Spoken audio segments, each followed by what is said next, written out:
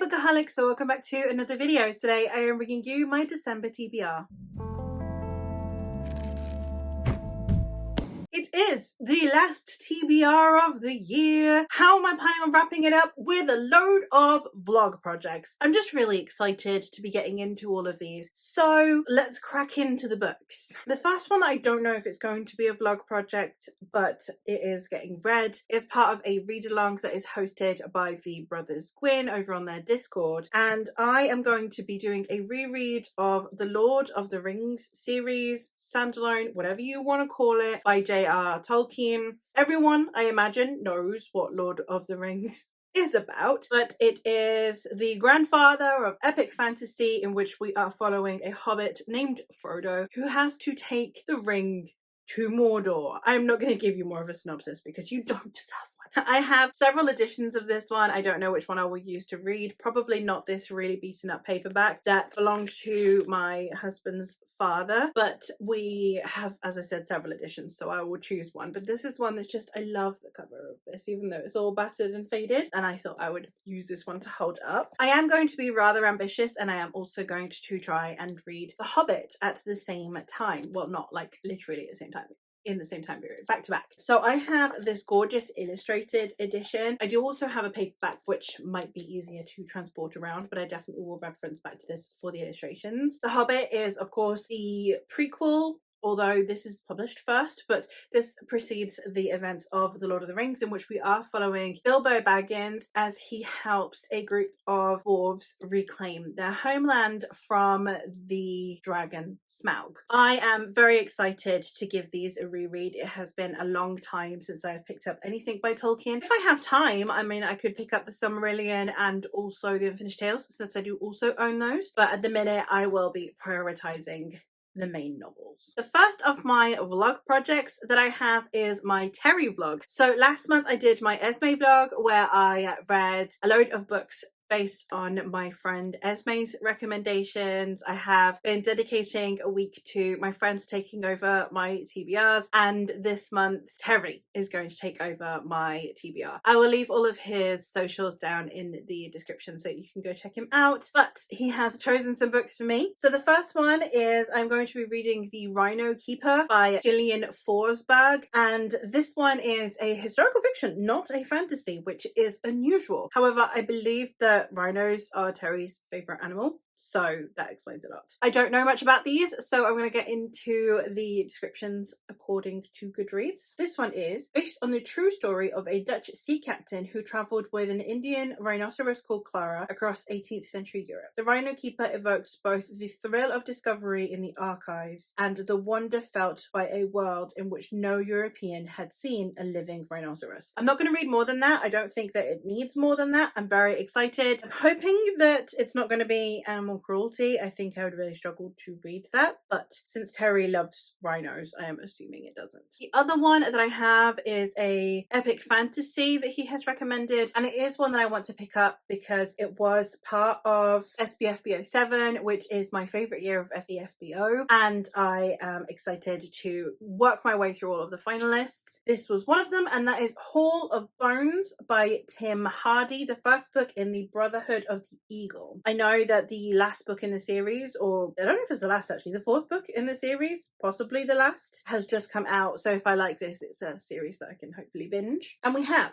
in the remote land of Lascar, the 7 ruling clans have vied with each other for power for over a century. The son of Ravensburg clan chief Hrothgar has been groomed all his life for a role supporting his elder brother Jorik in leading their kingdom when their father's time finally comes to an end. However, the rulers of their greatest rivals, the Vorund clan, are in the grip of something older and far darker. They have been conquered by evil, a remnant from a time when the gods warred with one another and the world of Amaran collapsed into the fallen age. Everything is about to change.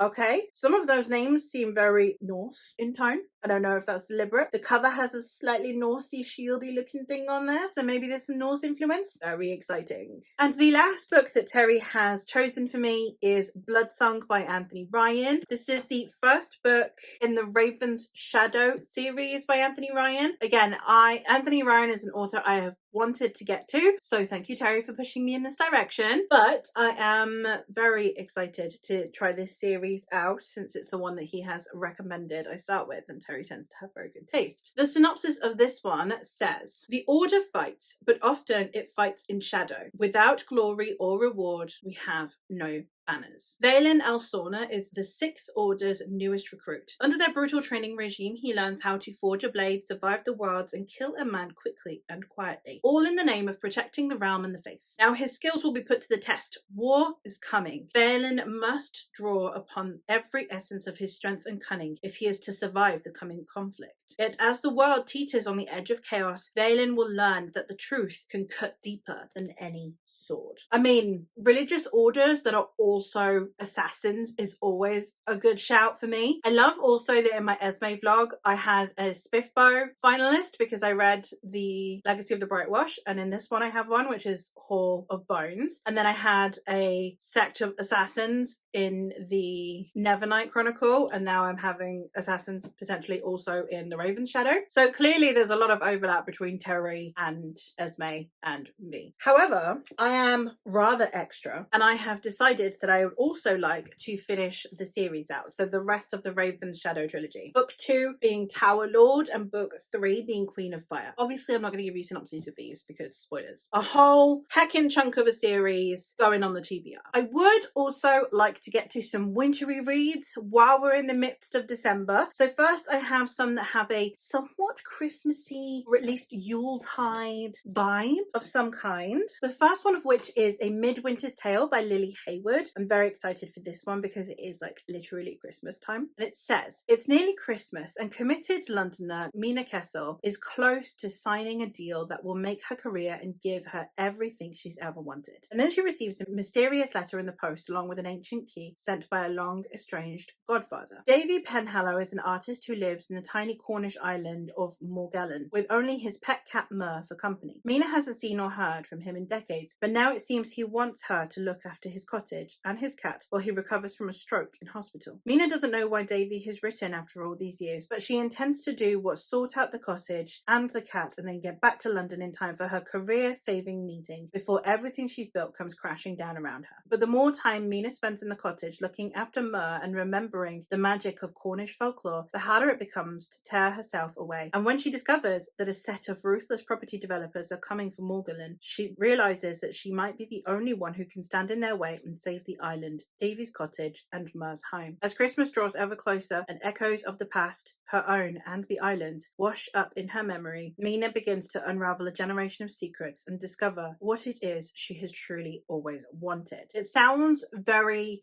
fantasy meets Hallmark, which during the Christmas holiday sounds top tier. Another wintry, I don't know if Christmassy, but definitely like midwintery Yuletime read that I'm very excited for is Upon a Frosted Star by M.A. Kuznia. I read Midnight in Everwood, which is a retelling of The Nutcracker. So naturally, when she got out another ballet retelling, which this time is, I think, of Swan Lake, I couldn't say no. So we have When Snow Falls, She Will Be Free. The invitations always arrive the same way, without warning, appearing around the city in the first snowfall of every year, simply inscribed with tonight. When struggling artist Foster finds an invitation, he's bewitched by the magic of the evening, swept up with the glamour of his notorious annual party, and intrigued as to who is behind them. Determined to find out more about the mysterious host, Foster discovers an abandoned manor house silent with secrets and a cursed woman who is desperate to be free. Sounds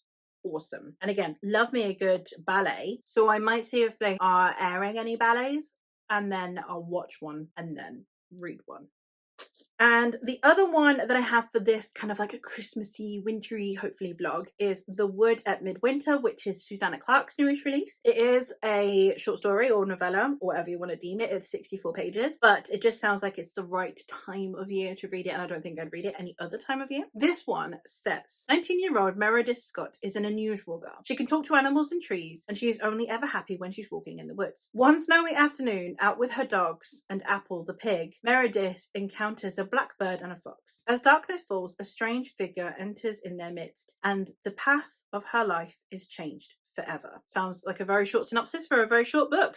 Let's go! Next up And finally, the final vlog project that I have on here is I'm going to do a Baba Yaga vlog. I may reread some of the ones I have already read, namely The House with Chicken Legs, but also Vasilisa. But I definitely want to prioritize some new reads. I love the Baba Yaga myth, and I love the different interpretations that different people have of Baba Yaga. So I have 3 books for this vlog as well. The first one being The Witch and the Tsar by Olesya Salnikova Gilmore. And this one is, I believe, historical fantasy in the Bear and the Nightingale kind of vibe. We have, as a half goddess possessing magic, Yaga is used to living on her own, her prior entanglements with mortals having led to heartbreak. She mostly keeps her hut in the woods, where those in need of healing seek her out, even as they spread rumours about her supposed cruelty and wicked spells. But when her old friend Anastasia, now the wife of the Tsar and suffering from a mysterious illness, arrived in her forest desperate for her protection, Yaga realizes the fate of all Russia is tied to Anastasia's. Yaga must step out of the shadows to protect the land she loves. I'm not going to read more. There is a longer synopsis, but that's enough to keep me excited. I'm hoping it's like at least slightly sapphic as well. I need some more sapphic books in my life, and that sounds like it could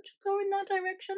Maybe. Here's hoping. If not, really solid friendships, because I swear down loads of the Russian folklore books that I read have really solid friendships for some reason. So I'm here for it. Another one that I have is a very different take, I believe, on Baba Yaga, because it's just the house with chicken legs. There's no actual Baba Yaga in this one. And that is Thistlefoot by Jenna Rose Nethercott. This is one that I think is also set in a slightly more modern time. I think it might be maybe 19th century setting. I don't know, but let's have a look. We have the Yaga siblings, Beltane, the young woodworker, and Isaac, a wayfaring street performer and con artist, have been estranged since childhood, separated both by resentment and by wide miles of American highway. But when they learn that they are to receive a mysterious inheritance, the siblings are reunited, only to discover that their bequest isn't land or money, but something far stranger. A sentient house on chicken legs. Again, not going to read any more of the synopsis, but that sounds so cool. Like just these 2 brothers that have fallen out, I imagine, like rekindling and rebonding while having to take care of this house on chicken legs. Why not? And the last one, I think it's more the idea of Baba Yaga. I don't know if she's present, and I don't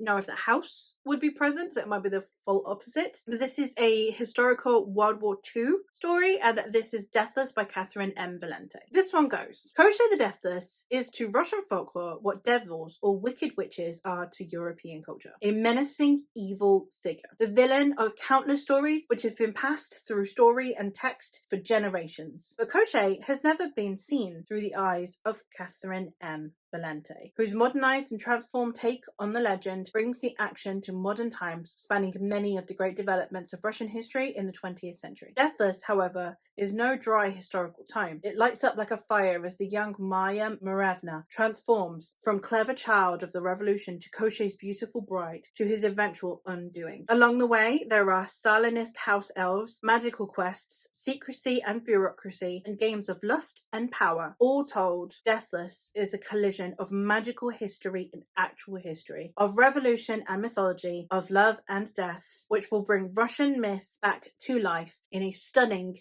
new incarnation. Sounds amazing. I really don't read an awful lot of World War II fiction, or World War I fiction for that matter. I am more of a swords kind of girly than a guns kind of girly, so my history tends to, be very limited to pre-18th century. But I am very excited to give this one a go, because weaving mythology into a more contemporary history sounds fascinating. And also seeing it from a Russian perspective as well, instead of a German or American or British or French for that matter, is also fascinating to me. So I'm very excited for all of those. That is it though. Those are all the books that I plan on reading. I say that as though it's not like a gajillion pages, especially because like just the physical TBR looks rather ridiculous. But either way, I am very excited for these, and especially all the epic fantasy and all of the historical stuff. Historical fiction and epic fantasy are my bread and butter anyway, but reading them during like winter when it's cold is just next level. It's just how I love to read. So I'm very excited for all of these. Let me know if you've read any of these and your thoughts on them. Let me know what you are looking forward to reading this December. That is all for me for today, so thank you ever so much for watching, and I'll hopefully catch you in another one soon.